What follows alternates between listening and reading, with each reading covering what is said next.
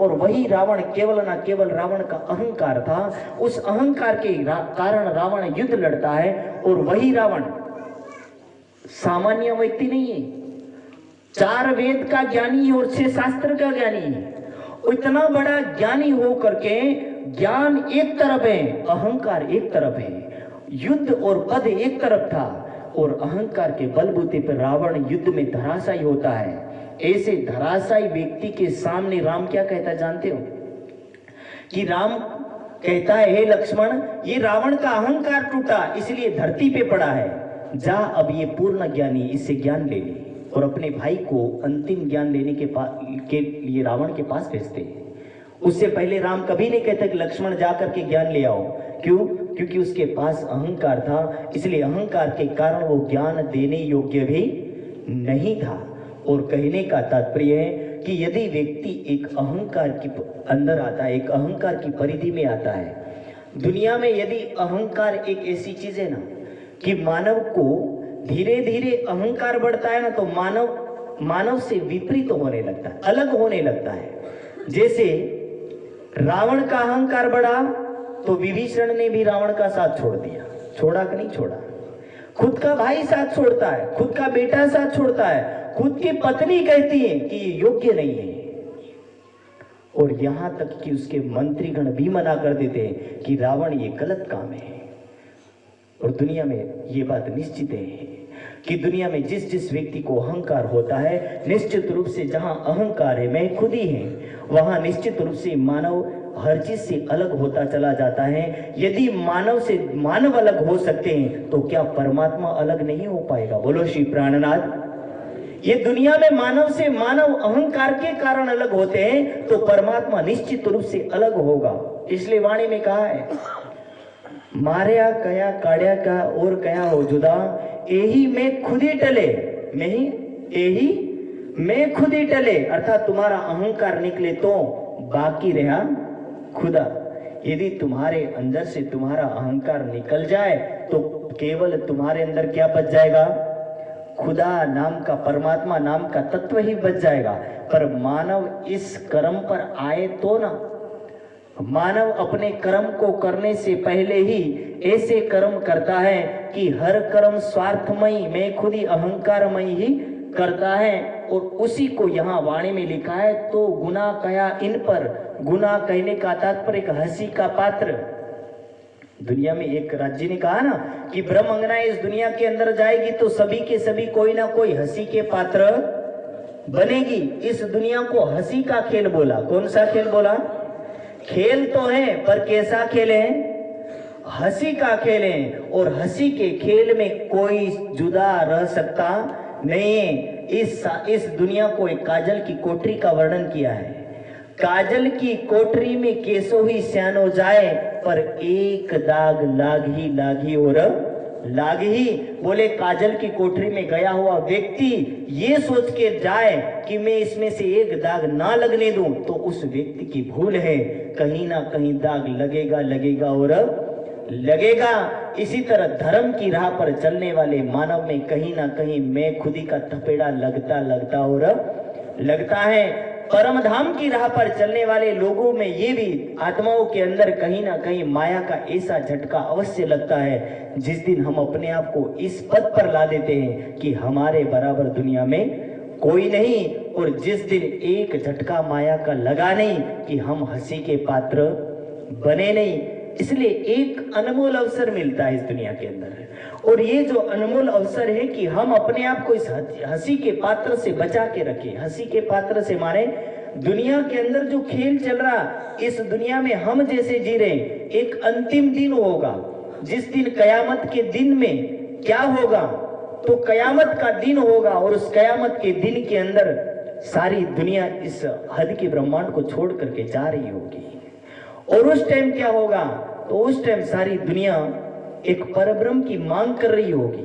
और जब परब्रह्म की मांग कर रही होगी तब दुनिया के लोग अपने अपने इष्ट देवताओं को कह रहे होंगे। क्या कह रहे होंगे? वाणी में एक चौपाई आती है, जलती जलती दुनिया जाइसी पैगंबरों पे, ताए पैगंबर यूं कहे ये हमसे ना होए।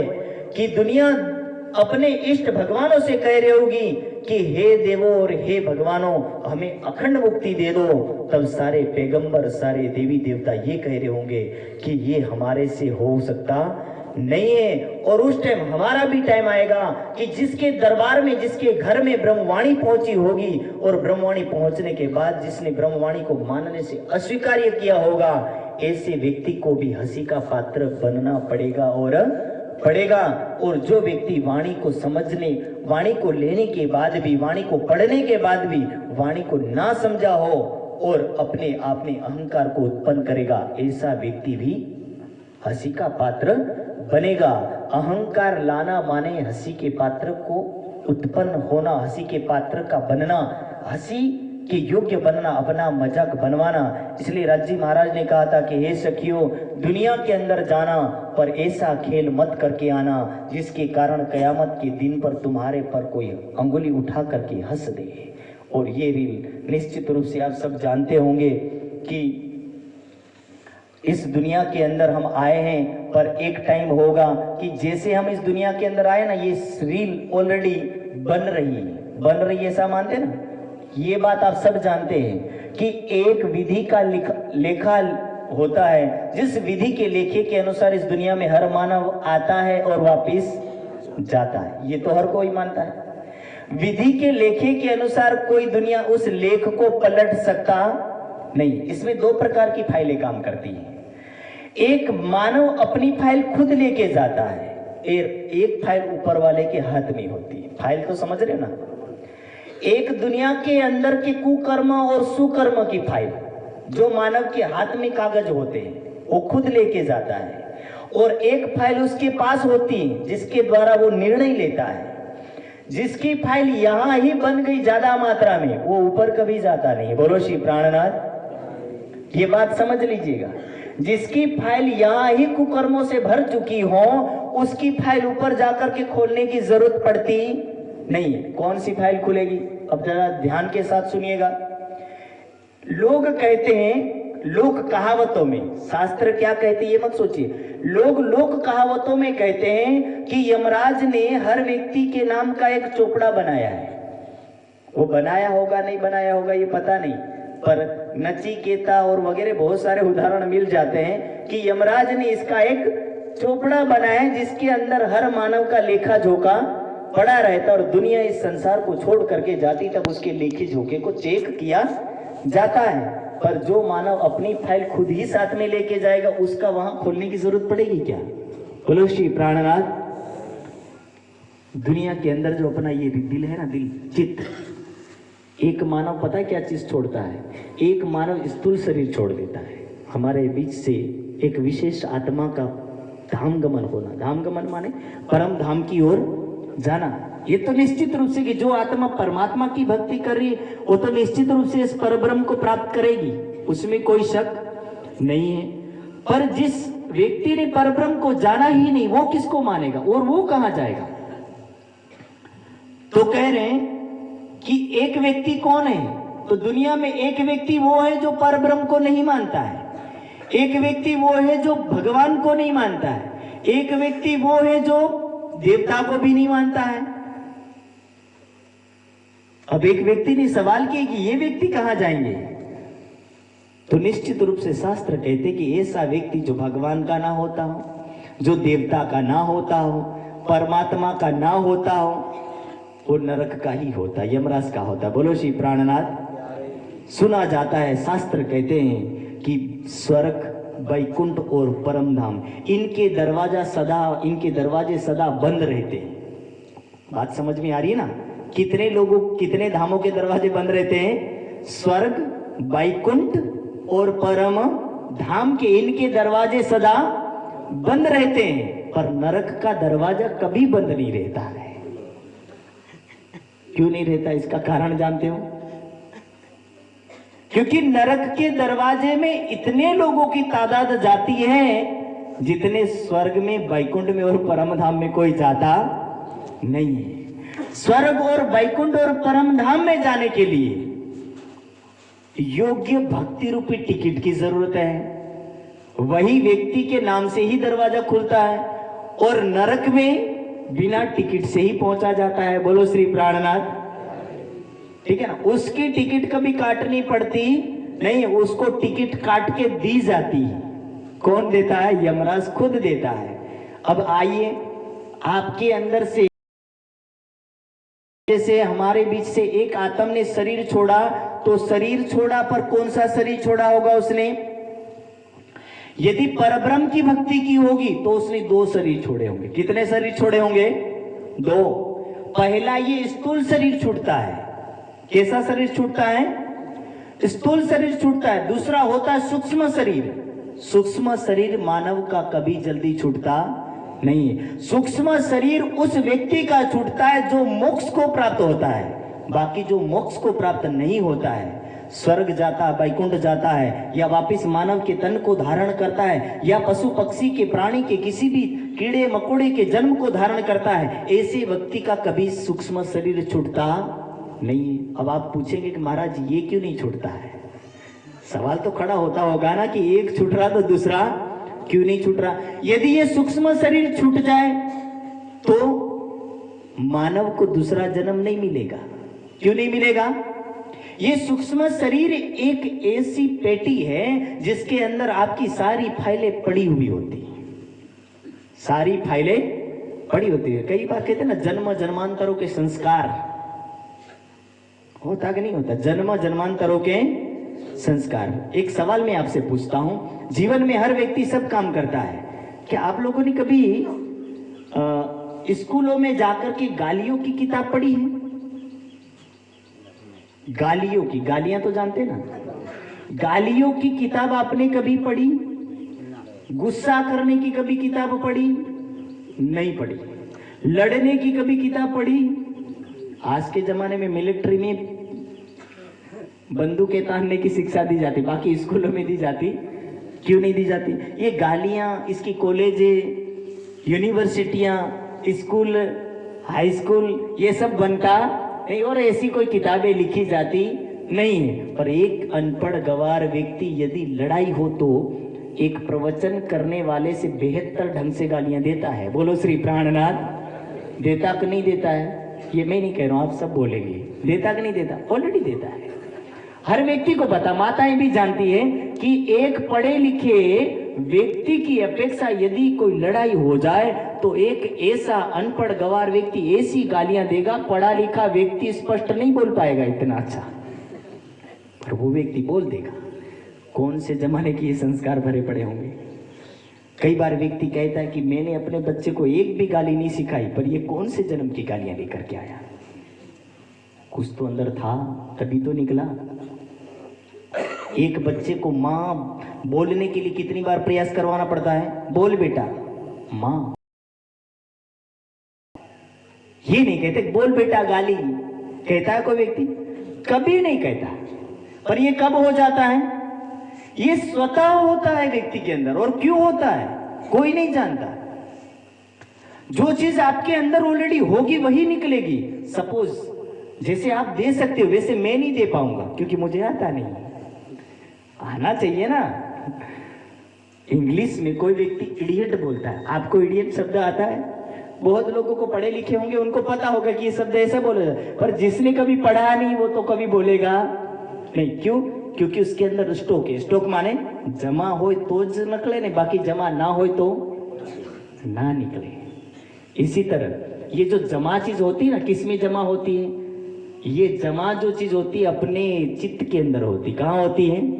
जिसको बोलता है मानव अंतस्करण। क्या बोलता है? मन चित बुद्धि अहंकार, ये मानव का अंतस्करण है। और ये अंतस्करण आपके अंदर पड़ा होगा तब तक आप अनेकों बार वैकुंठ और स्वर्ग जा सकोगे। तब तक बार आप अनेकों बार मानव शरीर धारण कर सकोगे। पर जैसे ये सूक्ष्म पेटी, ये पेटी आपसे अलग हो गई तो निश्चित रूप से आप मोक्ष को प्राप्त हो जाओगे। बोलो श्री प्राणनाथ। और इस पेटी को खोलने का और उस पेटी के अंदर से कूड़े को निकालने का एक ही तरीका है, जिसको शास्त्र में बोला है। उपनिषद कहता है भिद्यन्ते हृदय ग्रंथि छिद्यन्ते सर्व संशय क्षीयन्ते चास्य कर्माणि तस्मिन् दृष्टि बराबरे। कि हे मानव बोले इस अंदर वाली इन सारी गंदगियों को साफ करने का और इस सूक्ष्म शरीर के अंदर को बारंबार इस सूक्ष्म शरीर को छोड़ने का कोई अवसर प्राप्त हो तो किससे होगा? तो बोले जिस मानव के अंदर यदि इन पेटी को साफ करने की कोई क्षमता हो तो बोले परब्रह्म की साधना और तप और प्रेम और भक्ति है, इसके अलावा कुछ हाथ में नहीं है।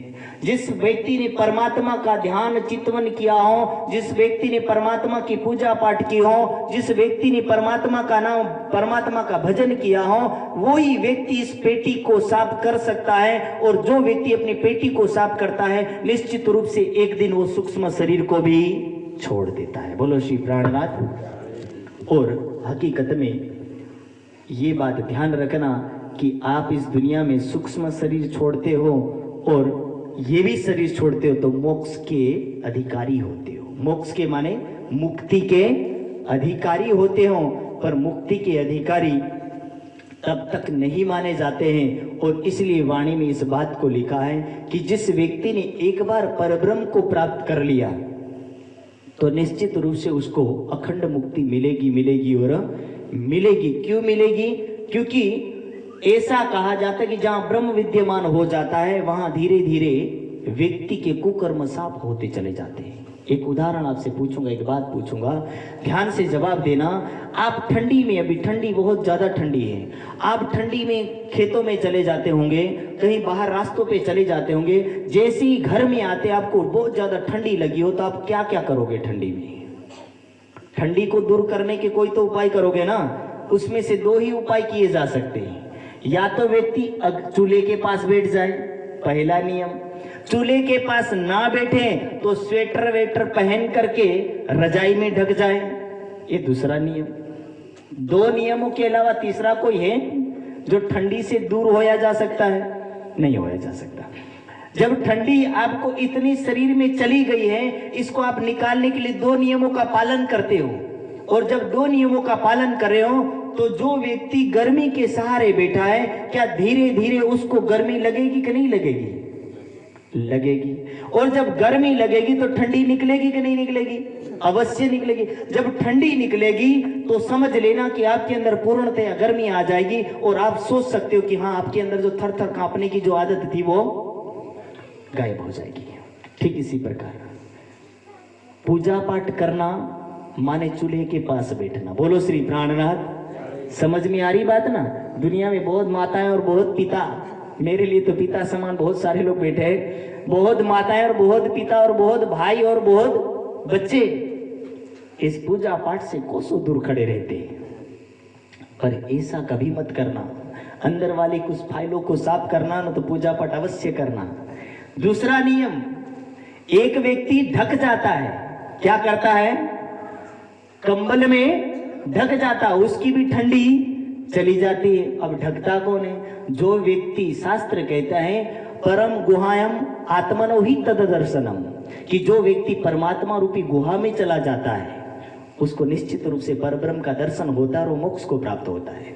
अर्थात जिसको परमात्मा का आश्रय मिल जाता हो, गुहा माने जैसे हम गोदड़ी में घुस जाते हैं, ऐसे ही परम गुहा परमात्मा रूपी गुहा है। गुहा माने उसके अंदर प्रवेश करना, परमात्मा को अपने अंदर प्रवेश करवाना और हम उसके अंदर प्रवेश कर जाए तो निश्चित रूप से जैसे गोदड़ी के अंदर प्रवेश करने के बाद ठंड चली जाती है, इसी प्रकार परमात्मा की साधना करने के बाद परमात्मा में प्रवेश करने से अपने विकार सारे छूट जाते हैं। इसी प्रकार मानव के अंतःकरण के सब कुछ ये सूक्ष्म शरीर धीरे धीरे शुद्ध होता है और ये सूक्ष्म शरीर जब हमारा ये स्थूल शरीर छूटता साथ में ये भी छूट जाता है। बोलो श्री प्राणनाथ। इसलिए ये दो काम अवश्य करना। चूल्हे के पास बैठना माने ठंडी को दूर करना, पूजा पाठ में बैठना माने दुर्गुणों को दूर करना, अंतःकरण को शुद्ध करना। क्यों शुद्ध करना? क्योंकि इस ऊपर वाले, इस अंदर वाले को ऊपर वाले के साथ कनेक्शन जोड़ना। क्या करना है? इसका कनेक्शन किसके साथ जोड़ना? ऊपर वाले के साथ। यदि नहीं जोड़े तो क्या नुकसान होगा? जोड़ना और ना जोड़ने का कोई तो नुकसान होगा ना। जोड़ने का फायदा ये है कि दूसरी बार कीड़ी मकोड़ी हाथी गाय भैंस का जन्म मिलेगा, नरक का टेंशन बनेगा, स्वर्ग में जाओगे पर आने का टेंशन बनेगा नहीं, एक ही बार में टेंशन खत्म। जोड़ोगे तब, और नहीं जोड़ोगे तो स्वर्ग जाओगे पर वापिस आना पड़ेगा, वैकुंठ जाओगे तो भी वापिस आना पड़ेगा, ठीक है। और दूसरा तन मिलेगा तो भी उस तन में भी नरक के अंदर घूमना पड़ेगा। हकीकत में तो पता है दुनिया के अंदर अभी एक व्यक्ति ने कहा था कि मरने के बाद बोले किसी शास्त्र का पाठ करवाना चाहिए, तो हमारे जो हम लोग सिटी में रहते हैं ना, तो सिटी में लोग क्या बोलते हैं कि गरुड़ पुराण के अलावा किसी का पाठ नहीं करवाना चाहिए। बोलो श्री प्राणनाथ। तो लोगों ने पूछा कि वेद है, गीता है, रामायण है, ये बोले ये इतने बड़े बड़े ग्रंथ है और गरुड़ पुराण का ही पाठ क्यों बोले, शिव पुराण का पाठ क्यों नहीं होना चाहिए? तो बोले उसमें 7 नरकों का वर्णन है। कितने नरकों का वर्णन है? 7 नरकों का वर्णन है। तो एक दिन पंडित जी हमारी सोसाइटी में गरुड़ पुराण का पाठ करने आए, तो उसने 7 नरकों के वर्णन में नरक का वर्णन किया। पहले नरक का वर्णन किया तो बोले पहला नरक कैसा होता है? तो बोले पहले नरक के वर्णन में वो कर रहा है कि पहला नरक ऐसा होता है, समझ लीजिए कि जैसे कोई भजिया तल रहा कढ़ाई के अंदर। पहले नरक का वर्णन क्या कर रहे हैं? 7 नरकों में अंतिम नरक में जाना तो बहुत बड़ी बात है, पर 7 नरकों से गुजरने के बाद व्यक्ति 8वें नंबर पर स्वर्ग में जाता है। तो बोले 7 नरक कैसे होते हैं? तो बोले पहले नंबर पर वो व्यक्ति है जो बोले जैसे कढ़ाई में कोई भजिया तल रहा हो, ऐसे यदि व्यक्ति को तला जाए, ये पहला नंबर का नरक है। बोलो श्री प्राणनाथ। ध्यान रखिएगा, अपने आप को तड़ाना चाहते तो जाना, बाकी प्राणनाथ जी की भक्ति करना। बोलो श्री प्राणनाथ। ये मैंने कहता हूं, गरुड़ पुराण कहता। कौन कहता है? गरुड़ पुराण दुनिया के संत जन ऐसे कहते हैं। दूसरे नंबर पे कह रहे हैं कि दूसरा नरक कैसा होता है? तो बोले अग्नि में डाला तो जाए पर व्यक्ति जल नहीं सकता, केवल ताप लगता है, बाकी जला जाता नहीं है। तीसरे नंबर का वर्णन कर रहे हैं कि व्यक्ति को ऐसे कांटों पर चलाया जाता है, कांटे चुभते अवश्य हैं पर बोले कोई घाव वाव होता, चांदे पड़ते नहीं है। चौथे नंबर का वर्णन कर रहे हैं कि वो नरक के अंदर जाता जरूर, उसके सारे अंग काट दिए जाते पर एक भी अंग कटता नहीं, दर्द भर होता है। बोलो श्री प्राणनाथ। ऐसे ऐसे नरकों का मैं तो 4 तक याद रख पाया, बाकी 3 तो मैं भी याद नहीं रख पाया कि 3 कैसे होंगे भयंकर। तो वो वर्णन करते हैं, 12 दिन तक पूजा पाठ करते तो 12 दिन तक एक एक नरक का वर्णन सुनाते। अब जितने भी लोग हुए सिटी वाले तो भाई गरुड़ पुराण के नाम से पागल होते। तो बोले कि इस तरह नरक का वर्णन करते हैं और नरक के वर्णन के अंदर धीरे धीरे 7 नरक और अंतिम रौरव नरक को पार करने के बाद, वैसे जब नरक पार हो जाता है तब बोले व्यक्ति को स्वर्ग मिलता है, और ये स्वर्ग तब